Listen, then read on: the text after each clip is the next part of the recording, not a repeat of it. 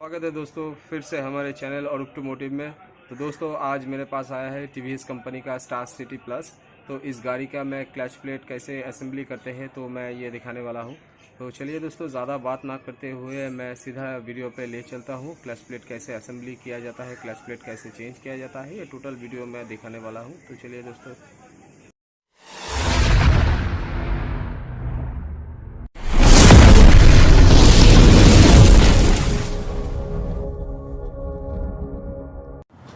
Clutch chamber को खोलने के लिए सबसे पहला और ज़रूरी जो स्टेप होता है वो होता है ये जो किक है, इसको पूरा रिमूव करना होगा।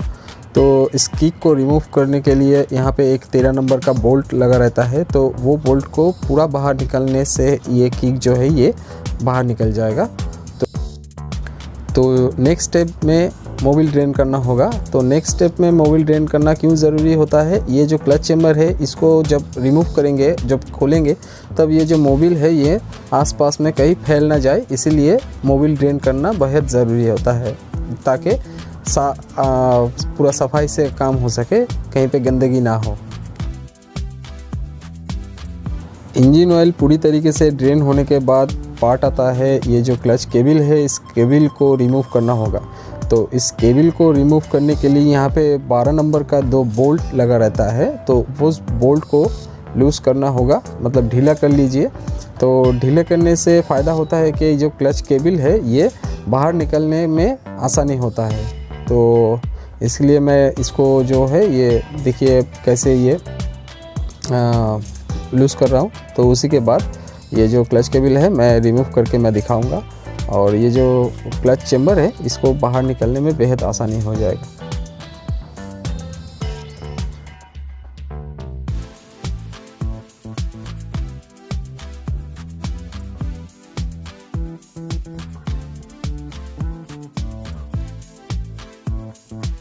नेक्स्ट स्टेप में मैं क्लच चेम्बर में जितने भी 8 नंबर का बोल्ट लगा रहता है उसको मैं रिमूव करूँगा। तो चलिए मैं फटाफट से ये रिमूव कर लेता हूँ ताकि मैं जल्दी से इस क्लच चेम्बर को ओपन कर सकूँ।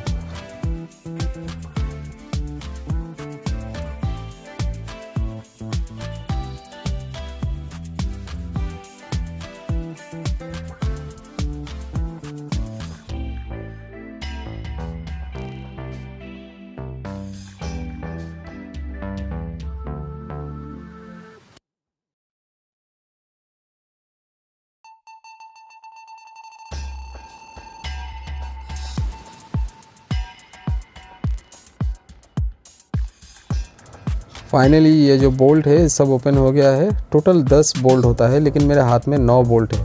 तो ये आखिरी बोल्ट जो होता है वो साइलेंसर के इस बीचों बीच में होता है। यहाँ पे एक आखिरी 8 नंबर का बोल्ट है। तो इस बोल्ट को रिमूव करने के लिए मुझे सबसे पहले ये जो साइलेंसर है इसको निकालना पड़ेगा, नहीं तो ये बोल्ट नहीं निकलेगा। तो साइलेंसर को मैं ओपन कर लेता हूँ।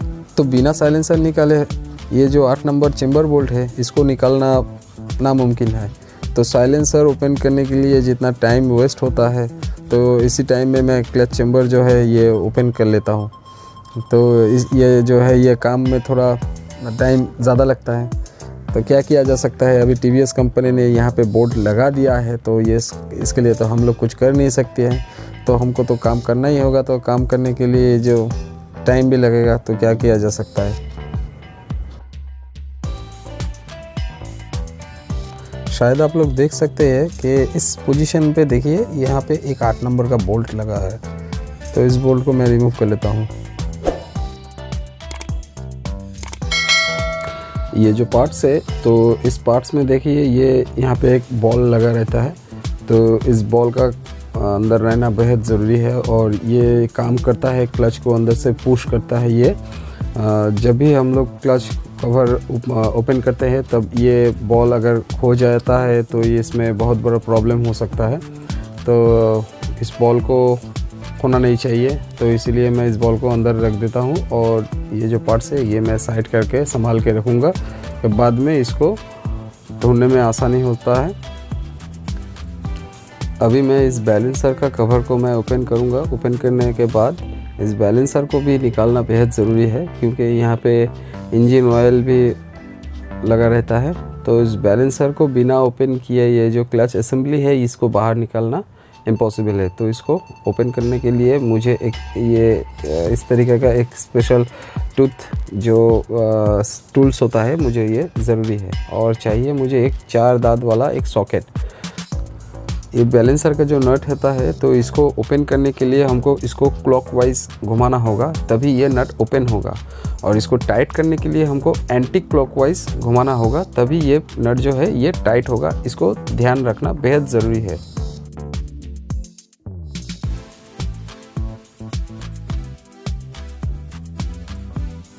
तो नट को तो मैंने निकाल लिया है। नट को निकालने के बाद अभी इस बैलेंसर को मुझे निकालना होगा। तो यहाँ पे एक वॉशर लगा रहता है और अंदर में एक पिन भी लगा रहता है, मैं दिखाऊंगा। ये देखिए, ये जो अंदर में एक वॉशर है, उसके बाद यहाँ पे एक पिन होता है। वो पिन कैसा दिखता है मैं दिखाऊंगा। ये देखिए, ये जो पिन होता है ना, तो ये पिन जो अंदर में इस बैलेंसर को पेनियन से लॉक करके रखता है, क्योंकि ये बैलेंसर जो है ये फॉल्स ना हो जाए, इसीलिए। अभी ये क्लच असेंबली का जितना भी 4-10 नंबर वाला नट है तो इसको मैं ओपन करूँगा, बराबर से ओपन करूँगा, क्योंकि चारों के चारों नट को मैं बराबर से ढीला कर लूँगा। उसके बाद इसको एक साथ में मैं निकालूँगा। किसी भी एक नट को पहले मत ज़्यादा ढीला मत कीजिए, तो इसमें क्या होता है, क्या इसका जो पैच होता है ये कटने का रिस्क रहता है। तो इसीलिए चारों नट को बराबर से पहले ढीला करके फिर इस चारों के चारों नट को एक साथ में बाहर निकालना, ये बेटर तरीका है।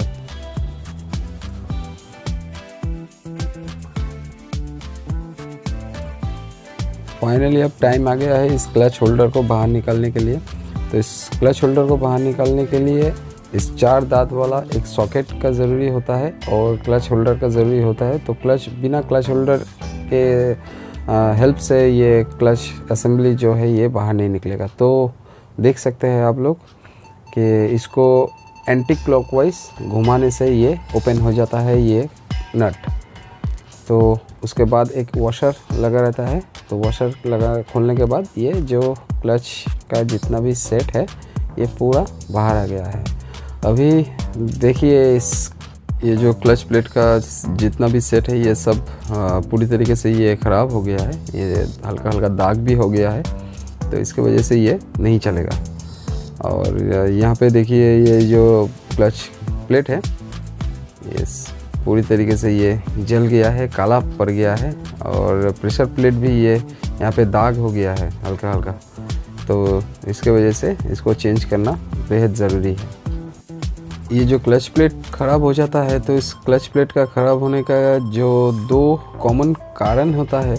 तो पहला कारण होता है इंजन ऑयल को टाइम में चेंज ना करना, और दूसरा जो रीज़न होता है, जो राइडर है वो क्लच पकड़ के अगर गाड़ी चला रहा है तो इस वजह से क्लच प्लेट ख़राब हो सकता है। और भी बहुत सारे कारण होता है। अभी मैं इस क्लच चेम्बर को अच्छी तरीके से पेट्रोल से वॉश करूँगा।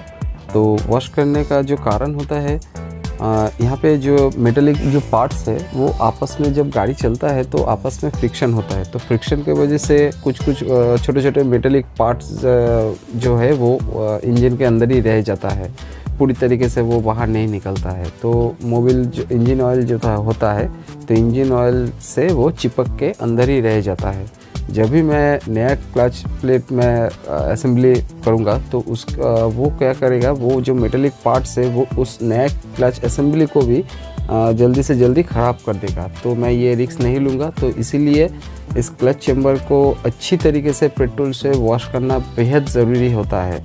बिना वॉश करे कभी भी क्लच प्लेट जो नया होता है वो असेंबली नहीं करना चाहिए। इसमें क्लच प्लेट जल्दी से जल्दी ख़राब हो जाने का चांसेस रहता है। जिस क्लाइंट का ये गाड़ी है तो वो 3 महीने के अंदर 2 क्लच प्लेट ऑलरेडी ये चेंज कर चुका है। तो उसका कहना है कि जिस मैकेनिक ने ये काम किया है वो अच्छी तरीके से ये काम नहीं किया है, इसी के वजह से ये क्लच प्लेट जो है ये ख़राब हो गया है। लेकिन मेरे ओपिनियन मैं उनको बताया कि देखिए हो सकता है मैकेनिक का किसी भी गलती के कारण ये क्लच प्लेट ख़राब हो सकता भी है, लेकिन ज़्यादातर मामलों में देखा जाता है कि जो राइडर है उनके चलाने के वजह से ही ये क्लच प्लेट ख़राब होता है। मैं हर राइडर को नहीं कहता हूँ, लेकिन जो जानते नहीं है वो बिना जानकारी के ये ख़राब हो सकता है। दोस्तों, अगर आप लोगों को जानना है कि क्लच प्लेट क्यों ख़राब होता है और क्लच प्लेट को ज़्यादा दिनों तक कैसे बचाया जाए, तो ये सब मैं वीडियो में बताऊंगा। तो वीडियो में जुड़े रहिए दोस्तों, देखते रहिए मेरी ये वीडियो। मैं सब डिटेल्स में बताऊंगा कि क्लच प्लेट क्यों ख़राब होता है और इससे कैसे बचा जाए। तो देखते रहिए दोस्तों। पेट्रोल से वॉश करने के बाद ये जो क्लच चेम्बर जो है, ये जो जितना भी पार्ट्स है, ये सब अच्छी तरीके से ये क्लीन हो गया है, आप लोग देख सकते हैं। तो अभी आता है क्लच को सेट करने का टाइम। दोस्तों देखिए, मेरे हाथ में ये क्लच असेंबली है। ये मैंने अपने लोकल मार्केट से मैंने परचेस किया है। तो अभी इस क्लच असेंबली को हम लोग इस चेम्बर में सेट करेंगे।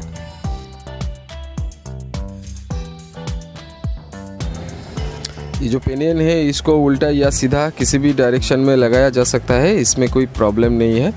और मैं जब क्लच प्लेट असेंबल करता हूँ तब हमेशा ध्यान रखता हूँ कि कोई भी छोटा पार्ट्स हो या बोल्ट हो या वॉशर हो, कुछ भी हो, वो छूटना नहीं चाहिए। जैसे मैंने खोला था वैसे ही मैं ये असेंबल करूँगा।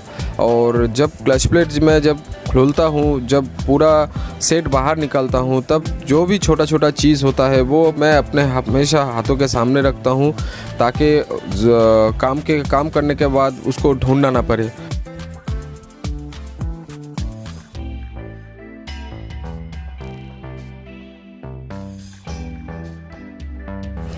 दोस्तों, अगर आप लोगों के भी साथ ऐसा प्रॉब्लम हो रहा है कि आपका क्लच प्लेट जो है वो जल्दी जल्दी ख़राब हो जा रहा है, तो आप लोग कुछ बातों का ध्यान रखिए।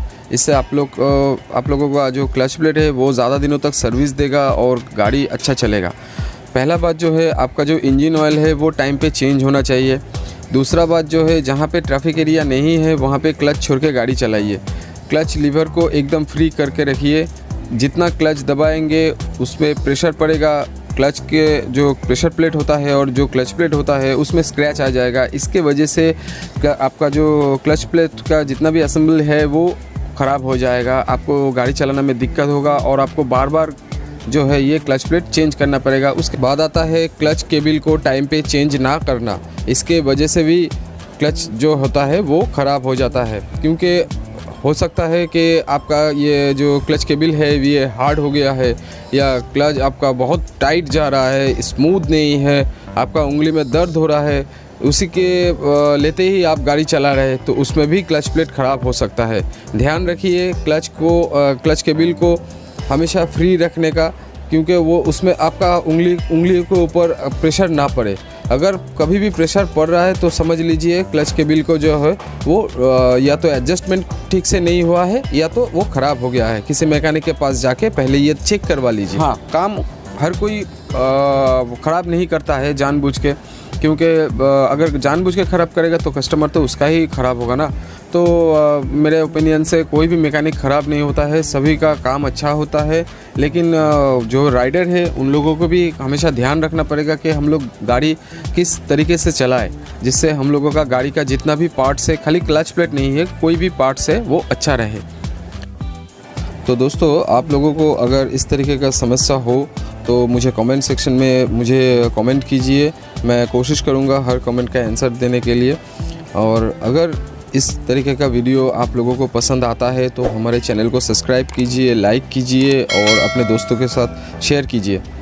आपके एक लाइक से मुझे मोटिवेशन मिलता है कि इस तरीके का बाइक से रिलेटेड कोई भी समस्या हो मैं वीडियो बनाने का कोशिश करूँगा, और आप लोगों के सामने और भी बेहतर वीडियो मैं पेश कर सकता हूँ। तो इसके लिए मुझे मोटिवेशन चाहिए, तो आपका एक लाइक से वो मोटिवेशन मुझे मिलता है।